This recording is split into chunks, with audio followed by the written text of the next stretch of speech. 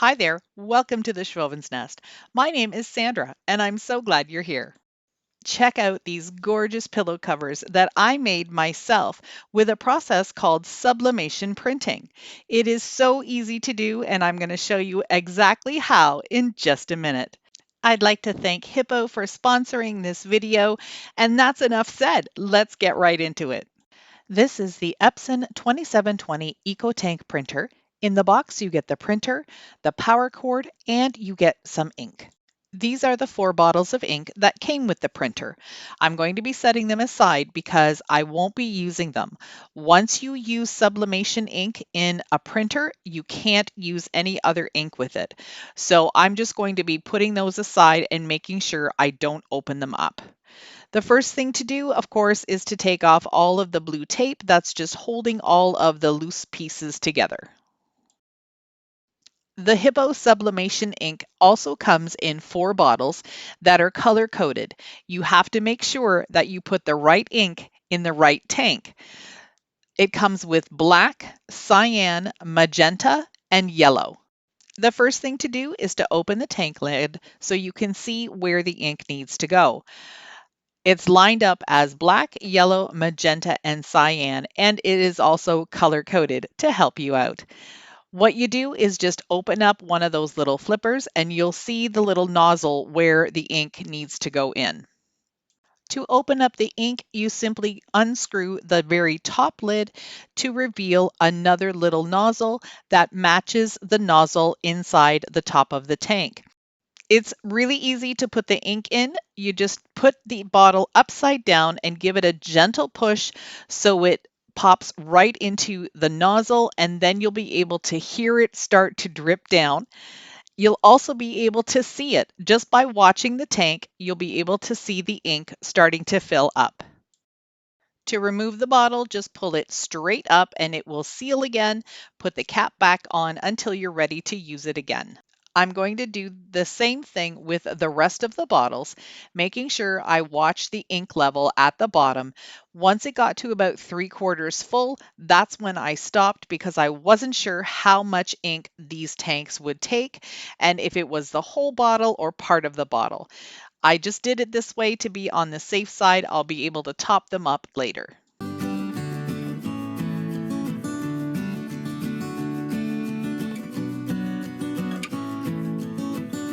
Once you have ink in all of the tanks, you just close up the lid. Once the tanks are full, it's time to plug it in and get started with a test page. The first thing you do is turn the printer on. For the sublimation ink, it needs to get charged in order to use it. So that's what we're going to do now. So I'm going to be pushing the OK button. There is text on the little screen. Sorry, it's really hard to see that. But the next thing I'm going to be doing is pressing the question mark button for 5 seconds, and that will start the charging process. This is the little message on the screen. There's a progress bar down at the bottom, and this does take about 10 minutes. So at this point, I just walked away and did a few other things so I wouldn't be tempted to push any other buttons. For this machine, the paper gets loaded at the back, and then I'm going to run a test page.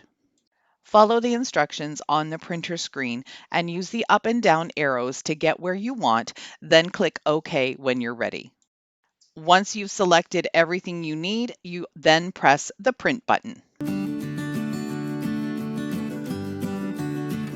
This is what the second test page looks like. You're going to have some boxes that are gray or pink or any other color. Some of them have lines in them and some of them are solid. You're going to be telling the printer which of the boxes are solid on each line that was printed. Again, I'll be using the up and down arrows and then selecting OK to move to the next line. I'll do this for each line all the way down the page, and then I'll be pressing OK. After that's complete, I'll be pressing the print button again to get another test page. This one's going to look different. It's going to have more longer boxes that are joined together.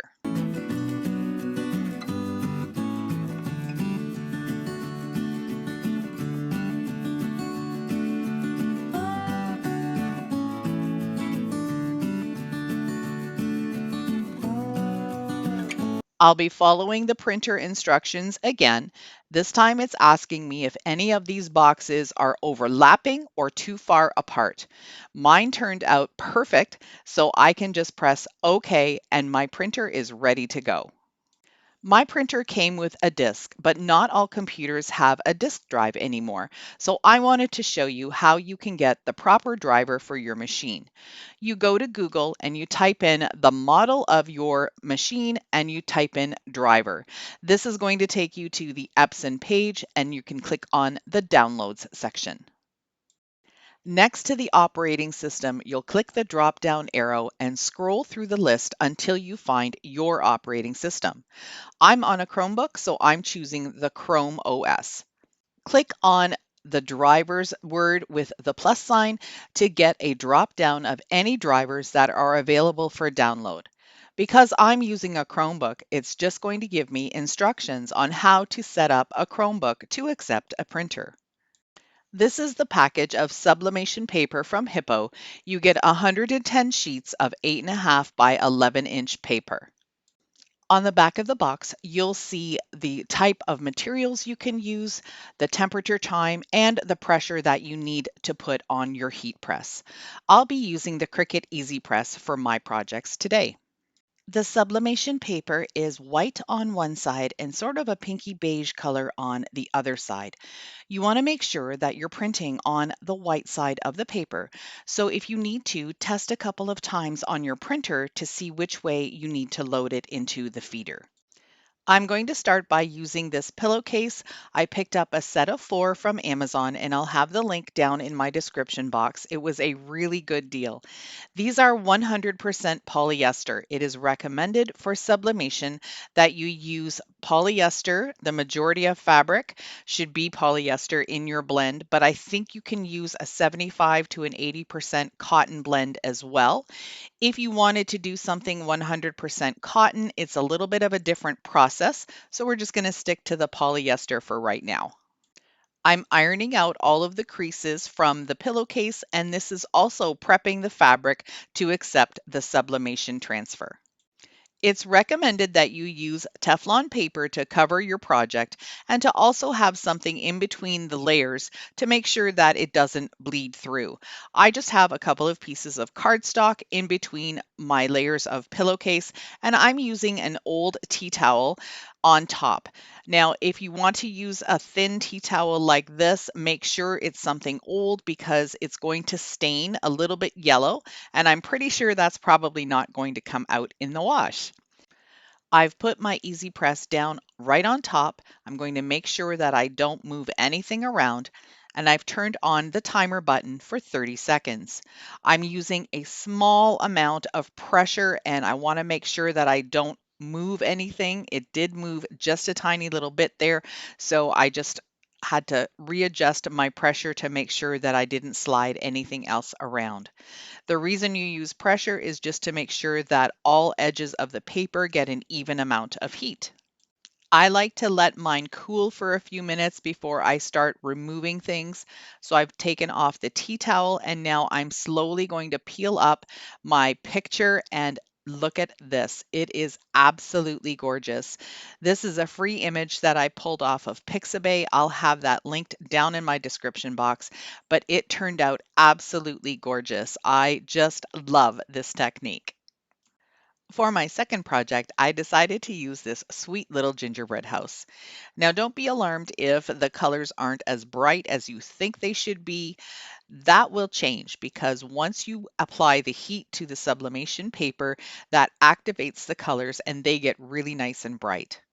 I'm just putting a piece of cardstock on top of my heat press pad just so I don't get any ink transferring through to that. Then I'll put my little gingerbread house face down in the corner of a napkin. So I purchased some napkins from Amazon. I'll put the link down in my description box. And I thought this would be a cute idea to have something on the corner of the napkin when you're serving your Christmas dinner.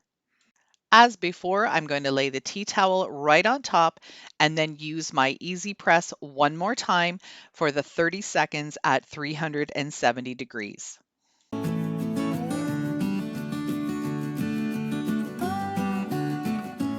I was so excited when I saw the vibrant colors of this gingerbread house turn out.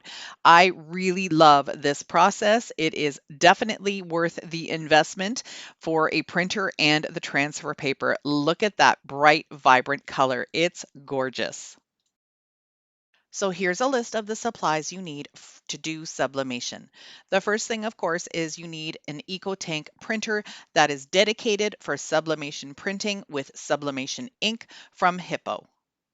These sublimation ink bottles are perfect because there's no mess. Even though it comes with a little set of gloves, you don't get any ink on your hands at all. Then you'll need some sublimation paper. Again, Hiipoo brand is my favorite, although I haven't tried anything else and I don't plan on it because it just works really, really well. The last thing you need is some heat resistant paper and tape. This is some Teflon paper and Teflon tape, and they're both heat resistant. I won't have to use my tea towel anymore. And if I want to use larger projects, so say 2 pieces of the 8.5 by 11 taped together, I can use this tape to make sure nothing moves.